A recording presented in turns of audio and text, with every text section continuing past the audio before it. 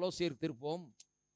கொலோசியர் 1ஆம் அதிகாரம் 12ஆம் வசனத்திலிருந்து வாசிக்கிறேன். ஒளியில் உள்ள பரிசுத்தவான்களுடைய சுதந்திரத்தில் பங்கடைவதற்கு நம்மை தகுதியுள்ளவர்களாக்கினவரும் இருளின் அதிகாரத்தினின்று நம்மை விடுதலையாக்கி தமது அன்பின் குமாரனுடைய ராஜ்யத்துக்கு உட்படுத்தினவருமாயிருக்கிற பிதாவை ஸ்தோத்தரிக்கிறோம். குமாரனாகிய அவருக்குள் அவருடைய இரத்தத்தினாலே பாவ மன்னிப்பாகிய மீட்பு நமக்கு உண்டாயிருக்கிறது. சொல்றாரு, குமாரனாகிய அவருக்குள் அவருடைய இரத்தத்தினாலே பாவ மன்னிப்பாகிய மீட்பு நமக்கு உண்டாயிருக்கிறது. இருளின் அதிகாரத்திலிருந்து நாம் விடுதலையாக்கப்பட்டிருக்கிறோம். குமாரனுடைய ராஜ்யத்துக்குள்ள உட்படுத்தப்பட்டிருக்கிறோம். இந்த சுதந்திரத்தில் பங்கடைவதற்கு நம்மை தகுதியுள்ளவர்களாக கர்த்தர் நம்மை ஆக்கியிருக்கிறார். தகுதி உள்ளவர்களாக ஆக்க முடியுமோ ஒழிய அதில் பங்கெடுக்க வைக்க முடியாது. பாருங்க, கொண்டாந்து சாப்பாட்டை மேஜையில் வைக்க முடியுமோ ஒழிய போய் ஊட்டியை விடுவாங்க. தகுதி உள்ளவர்கள் ஆக்கி இருக்கிறார், எல்லாத்தையும் கொடுத்துட்டாரு. நாம் தான் அதில் பங்கடைவதற்கு தகுதி உள்ளவர்களாக இருக்கிறோம். போய் பங்கடைய வேண்டியது நம்முடைய வேலை, நாம் செய்ய வேண்டியது, அது பங்கடைய வேண்டியது நாம். இதன் அடிப்படையில் தான் பாருங்க, நான் போன வாரத்தில் சொன்ன காரியங்கள்லாம் அதன் அடிப்படையில் தான் சொன்னேன். என்ன, நீங்கள் பூமியிலே எவைகளை கட்டுவீர்களோ அவைகள் பரலோகத்திலே கட்டப்பட்டிருக்கும். நீங்கள் பூமியிலே எவைகளை கட்ட அவிழ்ப்பீர்களோ அவைகள் பரலோகத்திலே கட்ட அவிழ்க்கப்பட்டிருக்கும்.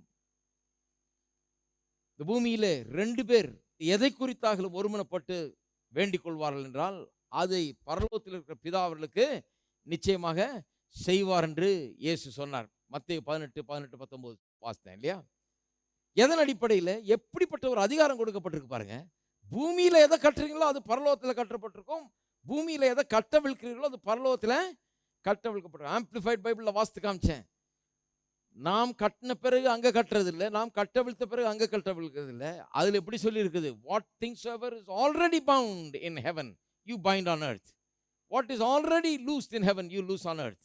அப்போ ஏற்கனவே பரலோகத்தில் எது கட்டப்பட்டிருக்கிறோம் அதைத்தான் நாம் இங்கே கட்டுகிறோம். கட்டின உடனே பரலோகம் சொல்லுது, எஸ், ஆமாம், இந்த சட்டத்தின்படி அது செல்லாததான். ஆகவே பரலோகம் உங்கள் பக்கத்திலே நிற்கிறது. பரலோகத்தின் அந்த சட்டம் சொல்லுகிறபடி நாம் இங்கே செய்யும் போது, நாம் கட்டுகிறதும் கட்டவிழ்க்கிறதும் செய்யும் போது பரலோகம் நம்மோடு கூட சேர்ந்து கொள்ளுகிறது. அப்ப பரலோகமே நம்ம பார்த்து கொண்டிருக்கிறது. நீங்கள் எதை கட்டுகிறீர்கள், நீங்கள் எதை கட்டவிழ்க்கிறீர்கள் என்று. ஏன்னு சொன்னா, நீங்க கட்டலைன்னா ஒன்றும் கட்டப்பட போறது கிடையாது. நீங்கள் உங்கள் வாழ்க்கையிலே கட்டலைன்னா எதுவும் கட்டப்பட போகிறது கிடையாது. கட்ட அவிழ்க்கலைன்னா ஒன்று கட்டவிழ்க்கப்பட போகிறது கிடையாது. நோய்களையும் வியாதிகளையும் கட்ட வேண்டும் இயேசுவின் நாமத்தினாலே. தரித்திரத்தை கட்ட வேண்டும், பிசாசின் வல்லமையை கட்ட வேண்டும் இயேசுவின் நாமத்தினாலே. சுகத்தை கட்டவிழ்க்க வேண்டும் உங்களுடைய வீடுகளிலே. வெற்றியை கட்டவிழ்க்க வேண்டும், செழிப்பை கட்டவிழ்க்க வேண்டும். எதெல்லாம் கட்டணுமோ அதை கட்டணும், எதெல்லாம் கட்ட அவிழ்க்க வேண்டுமோ அதை கட்ட அவிழ்க்க வேண்டும். குழப்பங்களை கட்ட வேண்டும், சமாதானத்தை கட்ட அவிழ்க்க வேண்டும். அப்ப பாருங்க, எல்லாரும் அழுது கண்ணீர் விட்டு புலம்பி ஆண்டவரத்தில் கண்ணீர் விடுறதுல சாம்பியனா இருக்கிறோம். ஆனால் அந்த கட்டுகிறது கட்டவிழ்க்கிறதுங்கிறத அநேகர் விளங்கி கொள்ளவில்லை. இன்றைக்கு ஜெபம் பண்றதுல கட்டுகிறது கட்டவிழ்க்கிற ஜெபம்னு ஒன்று இருக்கு. ஏன் இந்த அதிகாரம் நமக்கு கொடுக்கப்பட்டிருக்கிறது? எதன் நிமித்தமாக இந்த அதிகாரம் கொடுக்கப்பட்டிருக்கிறது? ஏன் நாம் பூமியில கட்டினா பரலோகத்தில் கட்டப்பட்டிருக்கும், நான் ஏன் பூமியில கட்டவிழ்த்தால் பரலோகத்தில் அது கட்டவிழ்க்கப்பட்டிருக்கும் சொன்னா, இந்த மீட்பின் நிமித்தமாக அவருக்குள் அவருடைய இரத்தத்தினாலே பாவ மன்னிப்பாகிய மீட்பு நமக்கு உண்டாயிருக்கிறது. அப்படின்னா என்ன அர்த்தம்? மீட்புனா என்ன? மீட்பு உண்டாயிருக்கிறபடினாலதான் நான் கட்டினா அது கட்டப்படும், நான் கட்டவிழ்த்தா அது கட்ட அவிழ்க்கப்படும். அப்ப மீட்புனா என்ன? மீட்பு என்று சொன்னால், இருளின் அதிகாரத்திலிருந்து நான் வெளியே கொண்டு வரப்பட்டு விட்டேன், விடுதலை ஆக்கப்பட்டு விட்டேன். இருளுக்கு என் மேல அதிகாரம் கிடையாது, பிசாசுக்கு என் மேல அதிகாரமே கிடையாது. பிசாசின் அதிகாரத்துக்குள்ளாக நான் வாழவில்லை. இன்றைக்கு பிசாசின் அதிகாரத்திலிருந்து விடுதலையாக்கப்பட்டவனாய் இருக்கிறேன். இருளின் அதிகாரத்திலிருந்து நான் விடுதலையாக்கப்பட்டு தேவனுடைய குமாரனுடைய ராஜ்யத்துக்கு உட்படுத்தப்பட்டிருக்கிறேன். இதுதான் மீட்பு. அப்ப பிசாசு என்னை நோக்கி வரும்போது, எனக்கு எதிராக வரும்போது, எனக்கு எதிராக கிரியை செய்யும் போது, அவனுக்கு அதிகாரம் இல்லை. தொடாதே, உன் கையை எடு என்று சொல்லுறதுக்கு எனக்கு அதிகாரம் இருக்குது. ஹலோ, இருக்கா இல்லையா? சட்டப்படி அவன் தொட முடியாது. இந்த வீட்டுக்குள்ள வராதே, உனக்கு இதுல அதிகாரம் கிடையாது. ரத்தம் தெளிக்கப்பட்ட அந்த இஸ்ரவேலின் வீட்டுக்குள்ளாக மரணம் பிரவேசிக்க முடியவில்லை. அந்த பஸ்கா அவள் அனுசரித்த அன்றைக்கு இல்லையா, வர முடியாது. அந்த வீட்டுக்குள்ள வர முடியாது, அந்த வாழ்க்கைக்குள்ள வர முடியாது, சட்டப்பூர்வமாக வர முடியாது. ஆனால் பிசாசு பாருங்க, அவன் ஒன்றும் சட்டப்படி நடக்கிறவன் கிடையாது. அவன் ஹலோ அவன் எப்படி சொல்லியிருக்குது வேதம்? திருடன்னு சொல்லியிருக்குது. திருடன் சட்டப்படியா வர்றான்? சட்டத்தில் எங்கே சொல்லியிருக்கு திருடலான்னு? அழிக்கிறவன் சொல்லியிருக்கு. திருடவும் கொல்லவும் அழிக்கவும். திருடுறது கொல்றது அழிக்கிறது எல்லாமே சட்டப்படி தவறு. அவன் எல்லாத்தையும் சட்டத்துக்கு புறமான விதத்தில் செய்கிறவன் தான். சட்டம் எதெல்லாம் தவறுன்னு சொல்லுதோ அது தவறு செய்கிறவன் தான். அவன் முன்பக்கமாக வர்றதில்லை, பின்பக்கமாக வர்றவன். அவன் ஜன்னலை உடச்சிக்கிட்டு வர்றவன், கதவை உடச்சிக்கிட்டு வர்றவன், ஏமாந்தா கொஞ்சம் லேசாக திறந்து வச்சிருந்தா லொடுக்குன்னு உள்ள புகுந்து கொள்ளுகிறவன். அப்படிப்பட்டவன் தான் பிசாசு. அப்போ அதனால தான் நான் என்ன பண்ண வேண்டியது இருக்குது? நான் விழித்திருக்க வேண்டியதாக இருக்குது. அவனுக்கு இடங்கூடாமல் இருங்கன்னு சொல்லப்பட்டிருக்குது. பிசாசுக்கு இடங்கூடாதீர்கள். அப்போ நான் பாருங்க, பிசாசு வந்துட்டான் பார்த்து வந்து பூந்துடும் அப்படி சொல்லலை. இடம் கூடாதுன்னா உனக்கு அதிகாரம் இருக்குப்பா, நீ இடம் கொடுக்காத, வெளியே போ. முதல்ல ஆதாமுக்கு எப்படி சொன்னாரோ அதே போல தான் நமக்கு சொல்லியிருக்காரு. ஏதேன் தோட்டத்தை கொடுத்து இதை பண்படுத்தி காத்துக்கொள்னு சொன்னார். காத்துக்கொள்ள என்ன? இந்த பிசாசை உள்ள விடாத, கேட்டை பூட்டு, கரெக்டாக வச்சிரு, அவனை உள்ள விடாத, அவன் மனுக்குலத்துக்கு எதிரி, உன்னை வாழ்க்கையை கெடுத்து போடுவான்னு சொன்னார். அவன் விட்டுட்டான். அதையே தான் இன்றைக்கு நமக்கு சொல்லுகிறார். பிசாசுக்கு இடம் கூடாதிருங்கள். இடம் கூடாதிருங்கன்னா நீ போன்னு சொன்னா போயிடாது பிசாசு. அப்பேற்பட்ட பிசாசு தான். நீ எதிர்த்து நின்னால் அவன் ஓடி போவான் என்று சொல்லப்பட்டிருக்கிறது. பார்த்துருக்கீங்களா? அதை பிசாசுக்கு எதிர்த்து நில்லுங்கள், அப்பொழுது அவன் உங்களை விட்டு ஓடி போவான். என்ன அழகா சொல்லியிருக்கு பாருங்க. ஆனால் எப்படியோ கிறிஸ்தவர்களுடைய கண்ணில் இது படமாட்டேது. பிசாசுக்கு எதிர்த்து நில்லுங்கள், அப்பொழுது அவனும் லேசாக எதிர்த்து நிற்பான்னு சொல்லிட்டு இருக்கா? கிடையாது. அவன் எப்படி போவானா? மொல்லமா திரும்பி போவான்னு சொல்லலை, அவன் ஓடி போவான். எதிர்த்து நில்லுங்கள் அப்பொழுது அவன், எல்லாம் நல்லா தான் சொல்லுங்களேன், எதிர்த்து நில்லுங்கள் அப்பொழுது அவன் ஓடி போவான். அவன் ஓடி போற பிசாசுங்க. நான் எதிர்த்து நிற்கிறவன், அவன் ஓடி போகிறவன். அப்ப எதிர்த்து நிற்க வேண்டியது என்னுடையது. ஏனென்று சொன்னால் மீட்பின் அடிப்படையிலே. மீட்பு எனக்கு என்னத்தை உண்டாக்கி இருக்கிறது, என்னை எங்க கொண்டு வந்து வைத்திருக்கிறது, மீட்பு எனக்கு எதை கொடுத்திருக்கிறது என்கிறதன் அடிப்படையிலே நான் பிசாசை எதிர்த்து நிற்கிறேன். சுகம் என்னுடையது, வெற்றி என்னுடையது, செழிப்பு என்னுடையது, ஜெயம் என்னுடையது, சமாதானம் என்னுடையது, எல்லா நன்மைகளும் என்னுடையது. இயேசுவின் நாமத்திலே பிசாசை எதிர்க்க வேண்டியது என்னுடைய பொறுப்பு. ஏனென்றால் மீட்கப்பட்ட எனக்கு எல்லா நன்மைகளும் சொந்தமாயிருக்கிறது.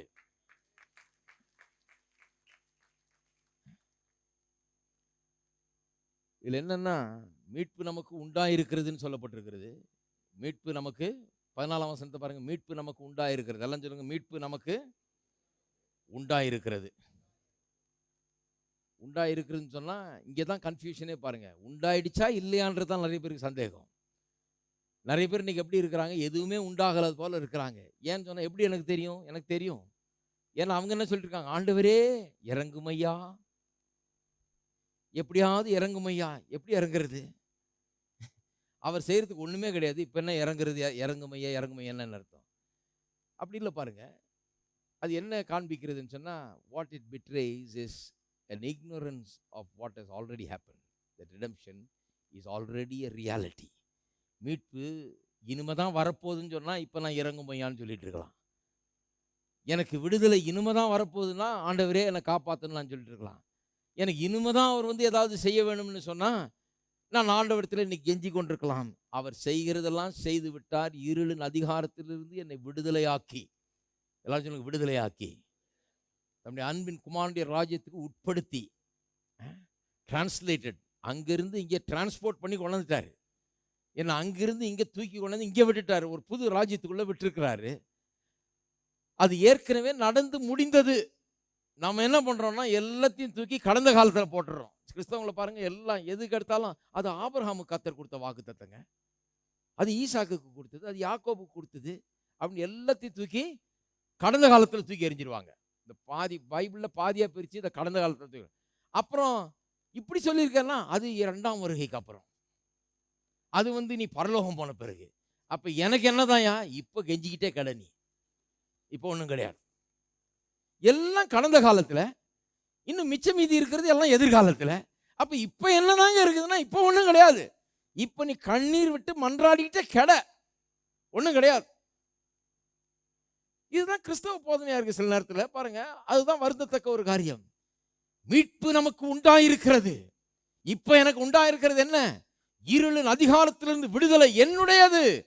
பிசாசின் அதிகாரத்திலிருந்து முற்றிலுமாய் நான் விடுவிக்கப்பட்டேன். பிசாசு என்னை தொட அதிகாரம் கிடையாது. நான் தேவனுடைய ராஜ்யத்துக்குள்ளாக இருக்கிறேன். சட்டப்படி அவன் என்னை தொட முடியாது. எனக்கு உள்ளதை அவன் தொட முடியாது. எனக்கு சொந்தமானதன் மேல அவன் கை வைக்க முடியாது. பல வருஷத்துக்கு முன்னால ஓரல் ராபர்ட்ஸ் என்கிறவர் இப்படி ஜெபம் பண்ணுவார் பாருங்க. பிசாசே,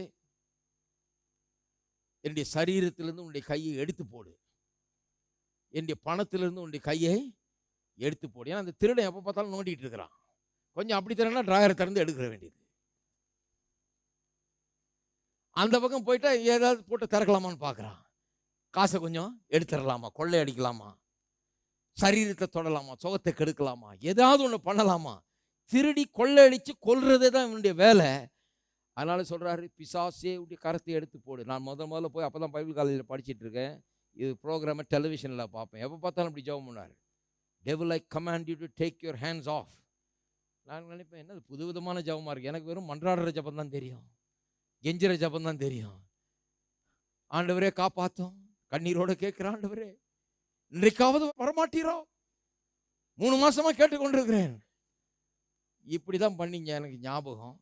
இவர் வித்தியாசமாக சொல்கிறாரு, கையை எடுத்து போடு. நான் சொல்கிறேன், மரியாதையாக உன் கையை எடுங்கிறார். எனக்கு ஆச்சரியமாக இருக்கும். அப்படியே உட்காந்து பார்த்துட்டு இருப்பேன், என்ன பண்ணுறாரு. கையை எடுத்து போடணும், அப்படியே கையை காமிப்பார். அவர் எடுத்து போட்டுன்னு சொல்ல உடனே பிசாசு ஓடிட்டான்றது மாதிரி இருக்கும் நமக்கு. அந்த மாதிரி ஒரு அதிகாரத்தோடு கட்டளை இடுறாரு பாருங்க.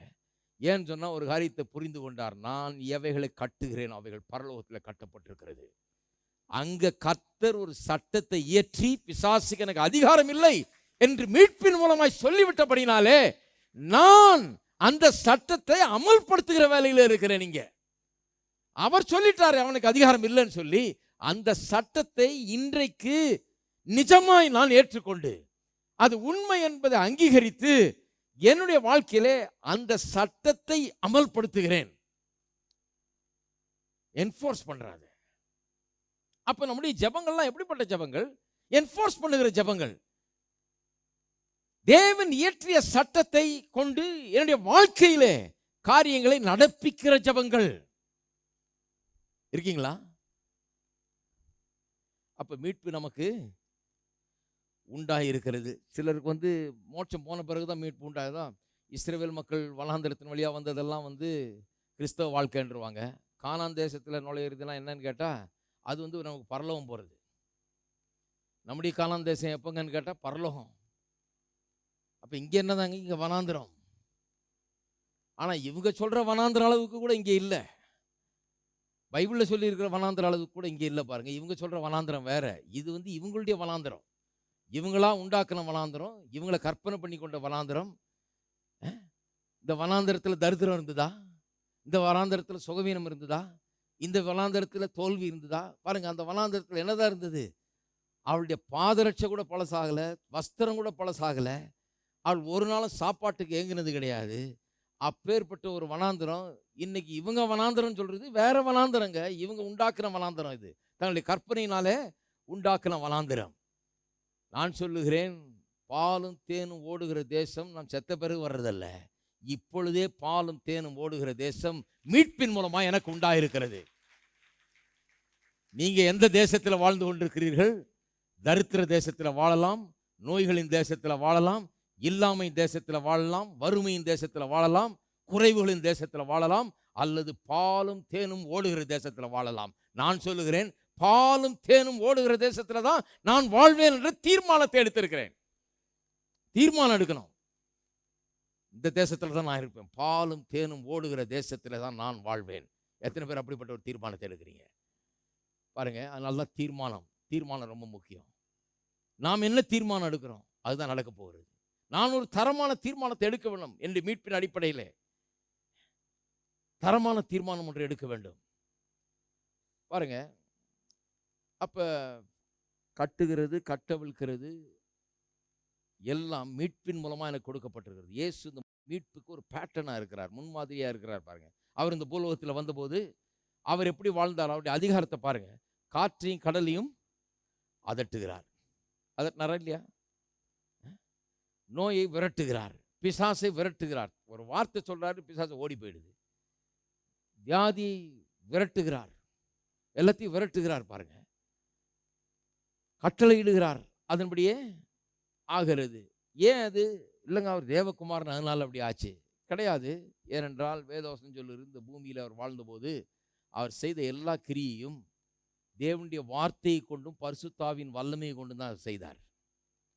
ஒரு மனிதனாக இருந்து கொண்டு, மனிதனாய் பிறந்து இந்த பூமியில வந்து தேவகுமாரனாய் இருந்து செய்து கொள்ள, மனுஷகுமாரனாய் இருந்து இந்த பூமியில பரிசுத்தாவின் வல்லமையினாலும் தேவனுடைய வார்த்தையை கொண்டு தான் எல்லா பெரிய கிரியைகளையும் அவர் செய்தார். அப்படி யோசித்து பாருங்க. அப்ப ஒரு மனுஷனா எப்படி இருக்க வேணும், ஆதாம் எப்படி இருந்திருக்க முடியும் என்று அவரில் பார்க்கலாம். நம்ம ஆதாமை உண்டு பண்ணி கடவுள் என்ன பண்ணாரு, எல்லாத்தையும் அவனுடைய கையில ஒப்பு கொடுத்தார், அவன் அதிகாரியா வைத்தார். அந்த அதிகாரத்தை தான் அவன் இழந்து போனான். அன்னைக்கு அடிமையை ஆயிட்டான். அவன் அதிகாரத்தை இழந்திருக்க வேண்டியதில்லை, ஆனால் அவன் இழந்து போனான். அவன் பிசாசின் சொல் பேச்சை கேட்டு இழந்து போனான். இன்னைக்கு ஆதாம் அதை இழக்காமல் இருந்தால் அவன் எப்படி இருந்திருப்பான் என்பதை காட்டுகிறார் இயேசு. இப்படி தான் இருந்திருப்பான்னு காட்டுறார். பிசாசை விரட்டுகிறார், வியாதியை சொஸ்தமாக்குகிறார், அதை விரட்டுறாரு. காற்றையும் கடலையும் அமைகிறார் சொல்றாரு. அது கூட அது இவங்களுக்கெல்லாம் ஆச்சரியம். காற்றும் கடலும் கூட அவருடைய கட்டளைக்கு கீழ்ப்படுகிறதே என்கிற ஒரு இது பாருங்க. இயேசு பழைய உடன்படிக்கை கீழே தான் வந்தார்.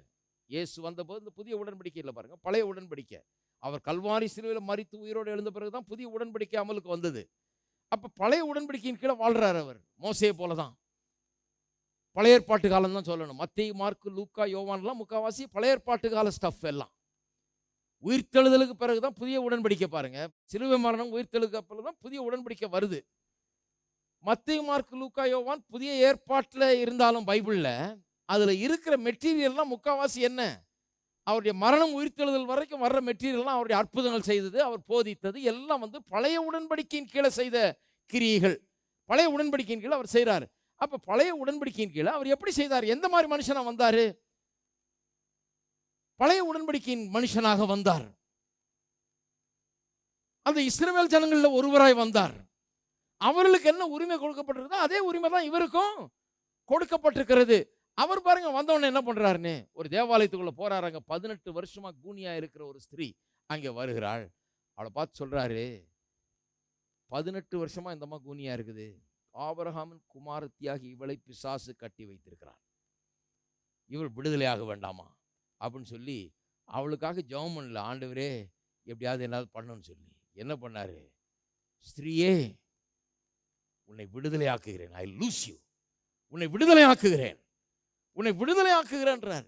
ஏன்னு சொன்னா அந்த கட்டு அவிழ்க்கக்கூடிய அதிகாரம் அவருக்கு உண்டாயிருக்கு. உன்னை விடுதலை ஆக்குறேன். எதன் அடிப்படையில் விடுதலை ஆக்குனார்?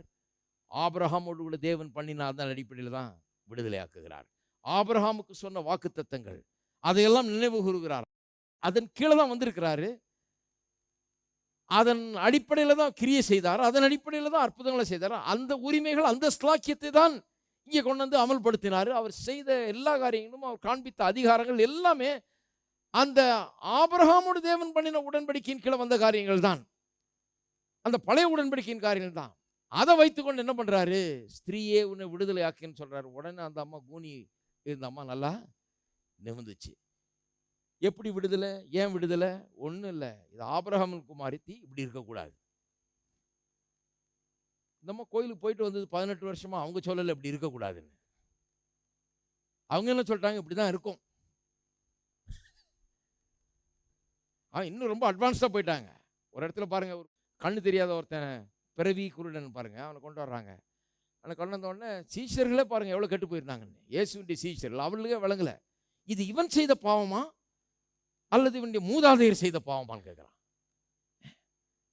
அப்போ ஓகே, ஆபிரகாம் பிள்ளைகள் இப்படி இருக்கிறது ஓகே அப்படின்ற மாதிரி செட்டில் ஆயிட்டாங்க. யாரு? நம்ம பேதுரு, யோவான், இயேசுவின் கூட இருந்த ஆட்களே எல்லாம் யூதர்கள் பாருங்க, எல்லாம் ஆபிரகாமின் உடன்படிக்கைக்கு சொந்தக்காரர்கள். அவர்களுக்கு எல்லாம் என்ன எண்ணம், இது வந்திருக்குதுன்னா என்னமோ ஒரு காரணம்ப்பா, மூதாதையன் பாட்டம் செய்த பாவமா இருக்கும், இவங்க அப்பன் செய்ததா இருக்கும், இவங்க முற்பிதாக்கள் யாராவது செய்ததா இருக்கும், அதனால இப்படி வந்திருக்குது. நம்முடைய முற்பிதாக்களின் பாவத்தின் மூலமா எல்லாம் வருதுன்னு சொன்னா கடைசியில் யாருமே உயிர் வாழ்றது கூட முடியாது. ஹலோ, எல்லாம் அமைதியா இருக்கிறீங்க. கர்த்தர் சொல்லிட்டாரு, தலைமுறை தலைமுறையாய் இந்த வாக்கு தத்தத்தை நான் நினைவு கூறுவேன் அப்படின்ட்டாரு. எத்தனை தலைமுறை ஆனாலும் நான் பண்றது இல்லை, நான் நினைவு கூறுவேன்னு சொல்லிட்டாரு. அதன் அடிப்படையில் தான் ஆசீர்வாதம்.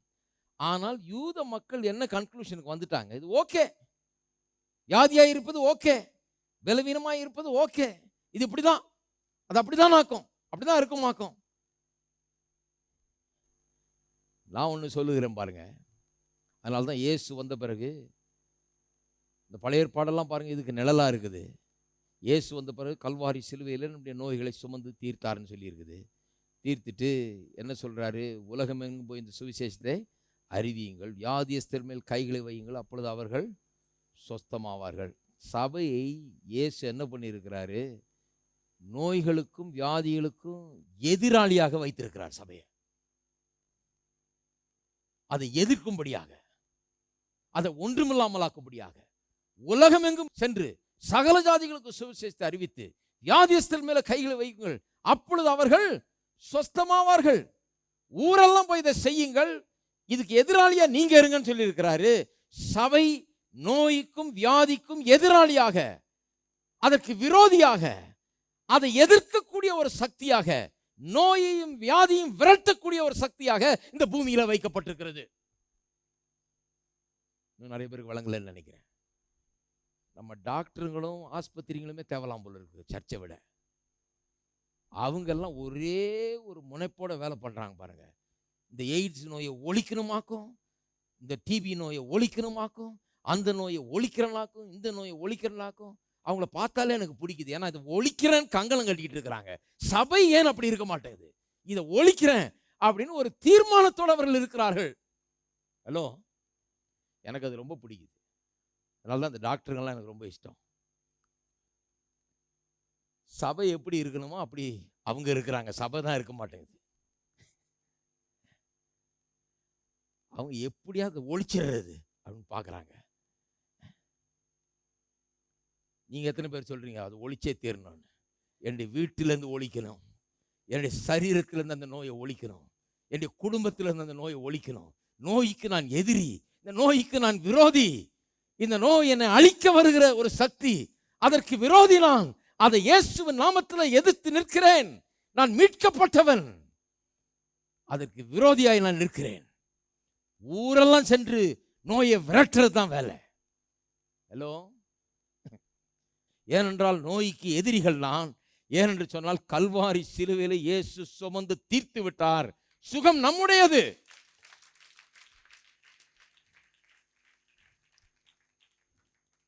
இருக்கீங்களா? அப்ப இயேசு பாருங்க, அவ்வளவு ஒரு உணர்வு. ஆபிரகாமின் உடன்படிக்கைன்னா அவ்வளவு அவருக்கு. அது எப்படி ஒரு ஆபிரகாமின் குமாரத்தி நோயாளியா இருக்கலாமா? அதுதான் அவருக்கு. என்ன ஆச்சரியம் பாருங்க. இவருடைய எண்ணம் அப்படி இருக்குது, அவங்களுடைய எண்ணம் அப்படி இருக்குது. 18 வருஷமா அந்த அம்மா இந்த தேவாலயத்துக்கு தான் வந்துட்டு போகுது. ஒரு நாளும் இவன் இங்க வாமா கொஞ்சம் ஜெபம் பண்றேன்னு சொன்னதே கிடையாது போல இருக்குது. இவர் அன்னைக்கு ஜெபம் பண்ணி அந்த அம்மா குனிஞ்சிட்டு இருந்தது நிமிர்ந்து உடனே அவனுக்கு அவ்வளவு கோபம். ஓய்வு நாளில் வேலை செய்யக்கூடாதுன்னு இருக்கு பாருங்க. இந்த அம்மா குனிஞ்சாம நிமிர்ந்தது ஒரு வேலையாயிடுச்சான். அது எப்படி ஓய்வு நாளில்? ஓய்வு நாளில் எப்படி அதை பண்ணலாம்? நான் நினைக்கிறேன் இப்படி நிமிரும்போது கடக்குன்னு சத்தம் கேட்டிருக்கோம் நினைக்கிறேன். இவ்வளோ கஷ்டமான வேலையை செய்ய வச்சுட்டாரு ஓய்வு நாளில். அப்படியே இருந்தால் பரவாயில்ல. எவ்வளவு அறிவில்லாதவர்கள் பாருங்க. இப்போ சொல்கிறா, ஏன் ஒரு ஓய்வு நாள்ன்றியே, ஒரு ஆடு ஒரு குழியில் விழுந்துருச்சுன்னா ஓய்வு நாள் இருக்கனால தூக்கி விட மாட்டேன்? ஒரு ஆட்டை காட்டிலும் ஒரு மாட்டை காட்டிலும் எவ்வளவு விலையேற பெற்ற ஒரு மனுஷி இவள். ஆபிரகாமின் குமாரத்தி, ஆபிரகாமின் ஆசீர்வாதத்துக்கு சொந்தக்காரி. வியாதிக்கு இவளுடைய சரீரத்தில் இடமில்லை, நோய்க்கு இந்த சரீரத்தில் இடமில்லை. 100 வயசுல பிள்ளை பெற்ற ஆபிரகாமுடைய பேத்தி இவள். இவள் எப்படி சுகமில்லாமல் இருக்கலாம்? இவளை விடுவிக்க வேண்டாமா? சுகம் அல்லவா இவளுடையது, வியாதி இவளுடையது அல்லவே அப்படின்னு சொல்லி ஒரே தீர்மானத்தோடு அவர் அதை செய்யறாரு பாருங்க. இருக்கீங்களா? அப்ப கொஞ்சம் யோசித்து பார்க்கணும் என்ன மீட்பு என்பதை. மீட்பு நமக்கு உண்டாயிருக்கிறது. என்ன நமக்கு உண்டாயிருக்கிறது என்பது குறித்த அறிவு வேணும் பாருங்க. எல்லாத்தையும் கடந்த காலத்திலையும் மிச்ச மீதியை எதிர்காலத்திலையும் வச்சுட்டு நமக்கு ஒன்றும் இல்லைன்னு உட்கார்ந்துட்டு இருக்கக்கூடாது. மீட்பு நமக்கு உண்டாயிருக்கிறது என்று சொன்னால், தேவன் கர்த்தராகிய இயேசு கிறிஸ்துவினால் என்னவெல்லாம் செய்து முடித்தாரோ அதெல்லாம் எனக்கு இப்பொழுது சொந்தமாயிருக்கிறது. அந்த அறிவு நமக்கு வர வேண்டும், அந்த உணர்வு நமக்கு வர வேண்டும்.